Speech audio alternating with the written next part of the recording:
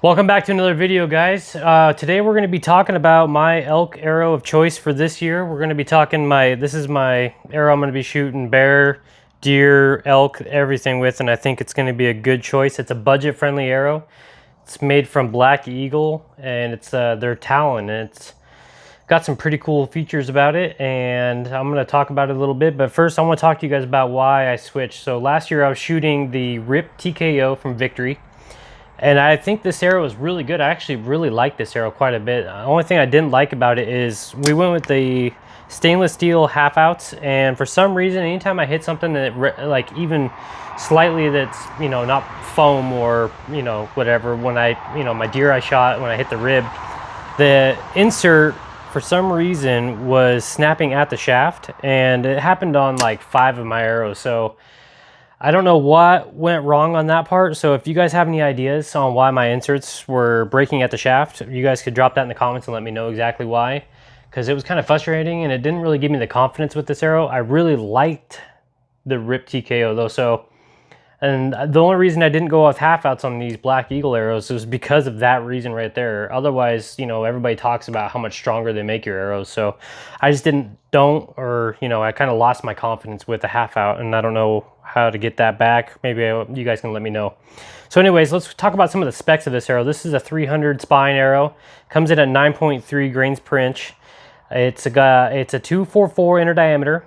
The cool thing I like about this arrow, for being a budget arrow, it's got the spine alignment kind of like the Victory does, and it's spined with the cock vein, which is pretty neat. The inserts that come with the arrow are not the best. They're only 15 grains.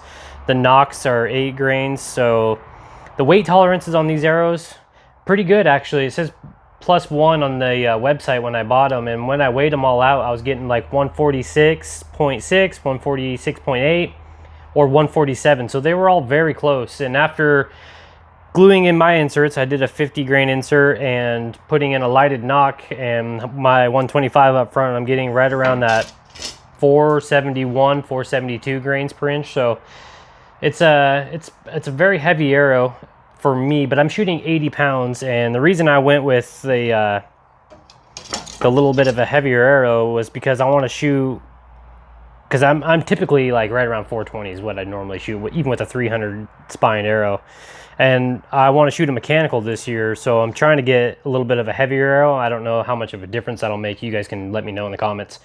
So yeah, that's about pretty much all there is for the specs. You know, as far as the arrow goes, they're shooting really well at distance. They have, let's talk about the vane real quick. The vanes are like a low profile vane that come with the arrow. These were pre-fletched, ordered from Lancaster, which, you know, their shipping was really quick, really good arrow. So the vane on this is the 2.5 Q2I, I believe, shield cut vane. And this vane is very low, and they fly really, really, really well. So that's about it as far as the arrow goes. We could talk about the business front end of the arrow. This year I am shooting Evolution Outdoors, and I went with, so like I was saying, I want a mechanical, but I also went with the Jekyll and the hide. So the hide is your mechanical, you know, and it looks pretty nasty. These are pretty sweet. So on their website, if you order 6 broadheads, they'll send you a free practice tip. So I've shot the practice out to, where did I was at? I think 76 yards with the practice tip, and shooting right with my field tip. So far so good as far as that goes, and I really haven't had to do any tuning with these arrows. I haven't even paper tuned them, nothing. I just, you know, took them out and started shooting them, and then so far really good results. So anyway, the Jekyll, and then the Jekyll is a fixed blade. And so we're gonna have 3 fixed blades and 3 mechanicals in my quiver this year. And the reason I'm doing that is because when I'm hunting the Roosevelt elk or a blacktail, we're in some thicker country. Sometimes you're in those situations where you got a deer or a bull coming in, or even a cow if you're lucky at a hunting area there's got cows. But you got that animal coming in, and they're gonna be pushing through some brush, or maybe there's some, you know, chest tall ferns or whatever. And if I'm in that situation and that kind of a setup, I'm going to reach for my fixed blade, because I don't want the blades deploying, going through maybe a fern. or something, you know, if it catches any kind of stuff, it's going to have a better time going through that.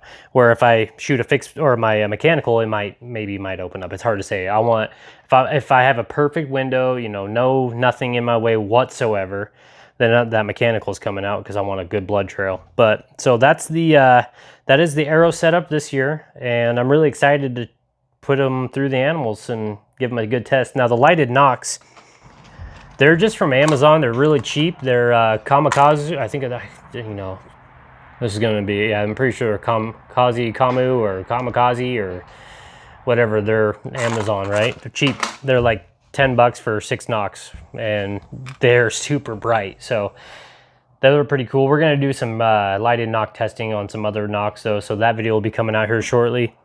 But yeah, that's it. That's pretty much all there is to my arrow this year. I'm going to show you guys one other little thing, or talk about it. So when I'm really anal when it comes to how I like to set my hunting arrows up. And so what I do is I go through and I weigh them out. I weigh out my broadheads, and when I'm weighing them out, I'll match my broadhead to my arrow to try to make the 6 arrows that are going to be in my quiver, make them all the exact weight. And I don't know how much of a difference that will make. Drop that one in the comments and let me know, because I don't know. But for me, I feel more confident with it. So I'll go through and I'll get them all lined up, and I'll actually put the broadhead on the arrow. And once I get to the, you know, the weight I'm looking for and it's exact, I'll put that one to the side, and so on until I get them all. And I ended up getting them all at 471. And then what I do after that is, in my case, it'll be from left to right. I'll have it 1 through 6, and then on my arrows I write 1 through 6 on each arrow. So that way I can put my broadheads back away where they're safe for now until season's actually here.